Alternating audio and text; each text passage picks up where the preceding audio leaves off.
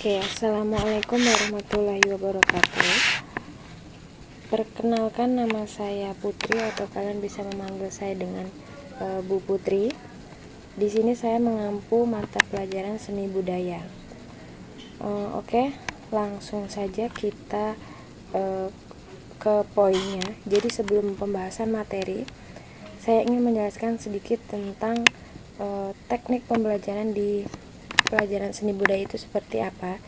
Jadi nanti tekniknya itu semua tugas akan saya berikan di awal sebelum saya memberikan materi. Jadi prakteknya dulu, nanti setelah praktek selesai baru saya kasih materinya di akhir.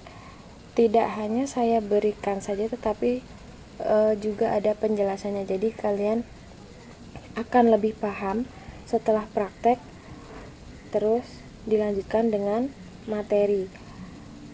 Jika materi saya berikan di awal, khawatirnya nanti kalian akan lupa dengan materinya. Jadi nanti pada saat akan ujian ataupun ujian pertengahan semester, kalian akan bingung dengan materi di awal. Jadi di awal-awal akan saya berikan semua tugas dengan waktu tertentu, atau bisa juga akan saya berikan sedikit selingan materi pengantar supaya kalian juga akan lebih paham lagi, tapi secara materi detailnya akan saya berikan di akhir atau sebelum ujian dilaksanakan. Oke, itu teknik di mata pelajaran SBK. Selanjutnya kita akan bahas tentang materi pertama sebelum saya menyampaikan tugas. Di materi ini saya harap kalian dengarkan dengan seksama, karena di akhir nanti akan ada tugas yang berhubungan dengan materi yang saya jelaskan saat ini.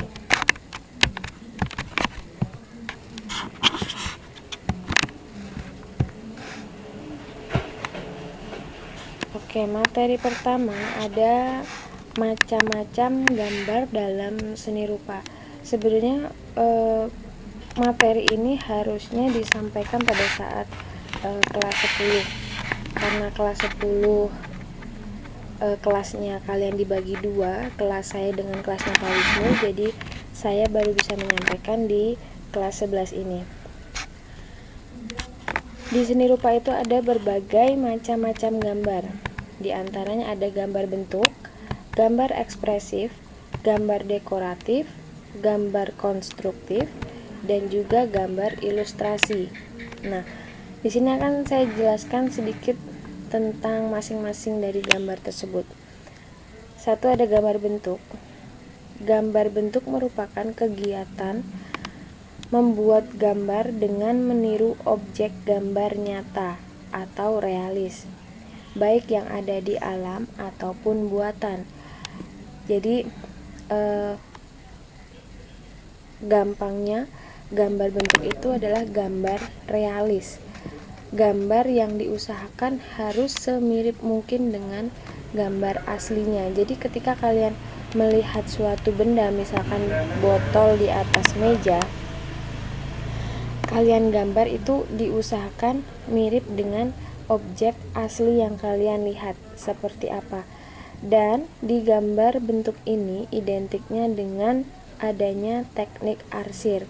Teknik arsir pun harusnya sudah dipelajari waktu di kelas 10. Tapi ketika kelas 10 belum dipelajari, nanti akan saya berikan contoh-contoh arsiran supaya memudahkan kalian ketika mengerjakan tugas yang berhubungan dengan gambar bentuk. Jadi gambar bentuk ini kalian melihat benda, itu kan pasti ada cahaya. Jadi gambar itu ada yang terang dan juga ada yang gelap. Nah, untuk membuat gelap terang itu kalian menggunakan teknik arsir. Teknik arsir pun tidak sembarangan kalian mengarsir gambar, tapi juga ada berbagai macam teknik arsir seperti teknik horizontal, vertikal, teknik acak, pointillis, diagonal, silang, dan lain sebagainya. Nanti akan saya berikan contohnya teknik arsir. Selanjutnya, bentuk objek, karakter material objek, dan efek cahaya pada objek itu diupayakan ditangkap oleh penggambar. Jadi di sini kalian ketika menggambar itu kan pasti akan terlihat bagian mana yang terkena sinar, bagian mana yang tertutup. Jadi ini lebih memudahkan kalian nanti pada saat mengaplikasikan teknik arsir tersebut ke gambar yang sudah kalian gambar. Kurang lebih pengertian gambar bentuk itu seperti itu. Jadi gambar realis yang pengaplikasiannya itu diberikan teknik arsir untuk membedakan gelap terangnya dari bentuk tersebut. Seperti itu. Nah, selanjutnya ada gambar ekspresif. Apa itu gambar ekspresif? Gambar yang dibuat secara bebas berdasarkan pada imajinasi, persepsi, dan penafsiran penggambar pada objeknya. Jadi gambar ekspresif ini gambar bebas. Kalian pengen gambar apa sesuai sama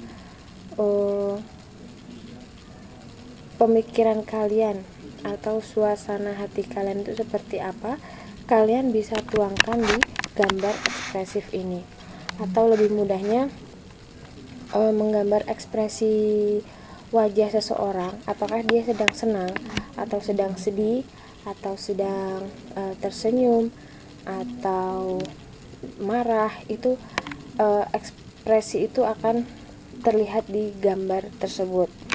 Nah, gambar ekspresi sendiri memiliki ciri melebih-lebihkan bentuk atau didramatisir atau bahkan direduksi bentuknya hanya esensinya saja. Penggunaan warna yang bebas berbeda dengan objek aslinya, penerapan asas menggambar secara bebas, komposisi gambar bebas, bahkan banyak pula gambar ekspresif yang objeknya tidak jelas. Jadi di sini karena ekspresif ya. Ekspresif itu ekspresi dari si penggambar itu dia ingin memunculkan ekspresi seperti apa di hasil gambarnya tersebut. Jadi di sini ada dijelaskan bahkan objeknya tidak jelas. Nah, berarti banyak pemikiran yang bisa kita tuangkan di gambar melalui gambar ekspresif ini. Kurang lebih penjelasan gambar ekspresif itu seperti itu. Selanjutnya ada gambar dekoratif. Adalah gambar yang berpedoman pada pola-pola atau motif tertentu. Nah, gambar dekoratif ini biasanya identik dengan gambar batik. Jadi nanti di salah satu tugas kalian itu akan ada tugas menggambar dekoratif yang berhubungan dengan batik.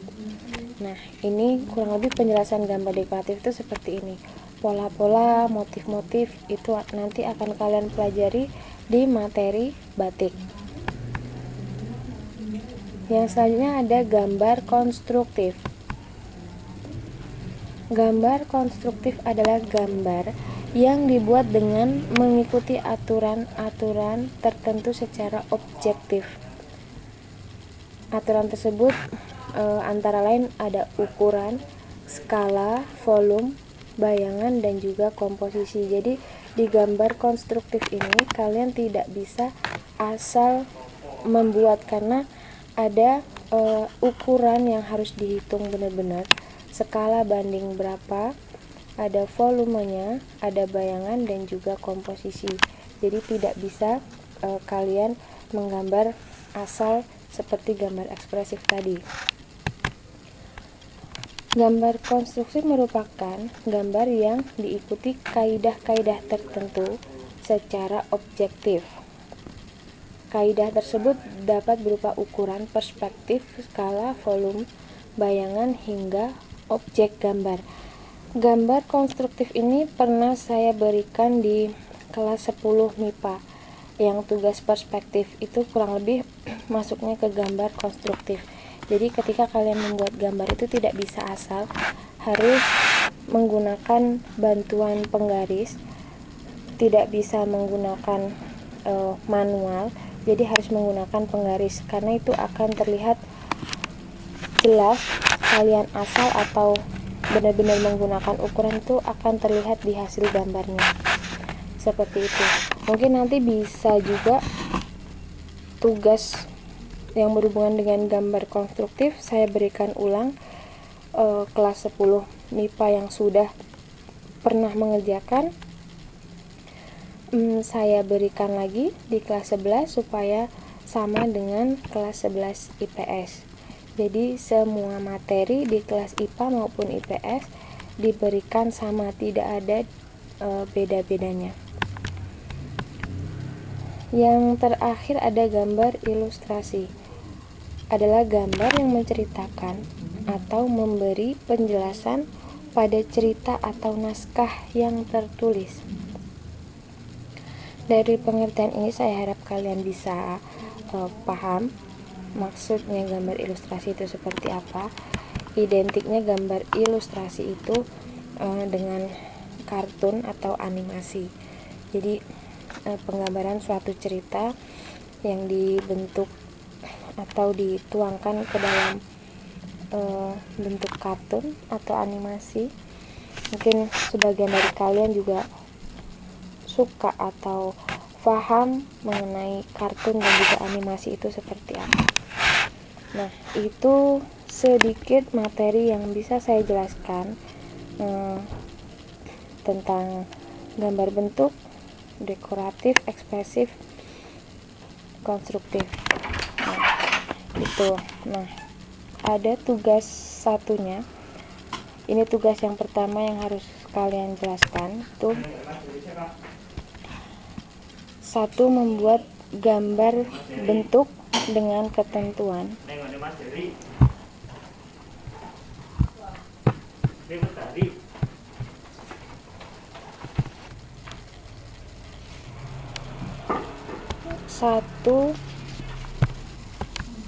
Satu, menggunakan buku gambar A3. Jadi karena kalian sudah tingkat SMA, jangan ada lagi yang menggunakan kertas HVS untuk menggambar. Jadi dibiasakan menggunakan kertas gambar ukuran A3. Jangan ada pula yang menggunakan buku catatan untuk tugas menggambar. Ketika saya sudah menjelaskan seperti ini, besok masih ada yang tanya, Bu, boleh menggunakan buku catatan tidak? Boleh menggunakan HVS tidak? Boleh menggunakan buku gambar A4 tidak? Itu tidak akan saya jawab. Jadi di sini jelas ya, ketentuannya harus menggunakan buku gambar ukuran A3. Seperti itu aturan yang pertama. Yang kedua, boleh menggunakan pensil atau alat tulis lainnya. Yang penting hasil akhir gambar harus terlihat jelas. Pada saat proses menggambar, kalian boleh menggunakan pensil, garis tipis-tipis, terserah silahkan. Yang penting di hasil akhirnya itu harus jelas. Boleh ditebalkan menggunakan spidol, boleh, atau apapun itu yang terlihat jelas dan juga tidak merusak dari esensi gambar kalian. Yang ketiga, gambar harus ada teknik arsir. Tidak boleh hanya polos saja. Jadi seperti yang tadi gambar bentuk tadi. Teknik arsir ada banyak jenisnya. Jadi kalian harus menggunakan minimal salah satu teknik arsir untuk diaplikasikan di gambar bentuk. Jadi tugas pertama ini kalian menggambar gambar bentuk. Jadi satu saja yang harus kalian gambar, yaitu gambar bentuk. Untuk dekoratif, ilustrasi, konstruktif itu nanti akan tugas selanjutnya. Ingat ya, tugas 1 menggambar bentuk. Kalian untuk objeknya terserah, tidak saya tentukan. Boleh kalian melihat langsung bendanya, boleh, atau buatan juga boleh, silahkan. Yang penting kalian kerjakan sendiri. Hasilnya seperti apa, yang penting kalian sudah usaha. Seperti itu. Nah, yang keempat, garis tepi di bagian masing-masing sisi sekitar 1 sampai 1,5 cm. Jadi sebelum menggambar di buku gambar A3 itu dibiasakan menggunakan garis tepi supaya gambar itu akan terlihat lebih rapi. Saya tidak mau kalian sudah tingkat SMA, gambar masih acak-acakan, masih terlihat kotor. Di tugas saya ini harus sebagus mungkin dan sebaik mungkin kalian buat tugasnya. Ya, garis tepi di bagian masing-masing sisi. 1 cm boleh, 1,5 cm juga boleh, silahkan. Yang selanjutnya, waktu menggambar 1 minggu setelah tugas diberikan. Jadi misal kalian jadwalnya hari Senin, nah saya berikan tugasnya hari Senin, berarti waktu kalian mengerjakan itu 1 minggu sampai Senin berikutnya, tatap muka selanjutnya di minggu depannya. Jadi ketika kalian sudah selesai, silahkan langsung dikumpulkan, tidak harus menunggu sampai pertemuan minggu depan. Jadi tugasnya lebih cepat selesai, lebih baik, seperti itu. Nah, ini yang harus kalian perhatikan. Jika tidak mengumpulkan tepat waktu, harus membuat 2 gambar sesuai tugas yang diberikan. Jadi maksudnya di sini, misalkan kalian dapat tugas gambar bentuk, waktu pengerjaannya 1 minggu, paling telatnya hari Senin misalkan. Nah, tapi hari Senin kalian belum mengumpulkan. Kalian mengumpulkannya misalkan Selasa atau Rabu, berarti kalian harus membuat 2 gambar. Jadi harus tambah 1 gambar lagi, gambar bentuk juga. Itu saya tidak mau nanti yang males-males gitu jadi menyepelekan. Jadi kasihan ya teman-teman kalian yang rajin, yang tepat waktu, tapi yang males-malesan, yang telat mengumpulkan, tidak ada konsekuensi apa-apa. Seperti itu, harus membuat 2 gambar sesuai tugas yang sudah diberikan.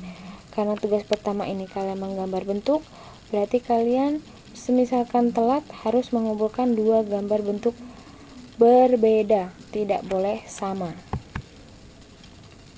Dan yang terakhir, tugas dikumpulkan melalui Google Classroom. Jadi semua tugas itu nanti dikumpulkan melalui Google Classroom.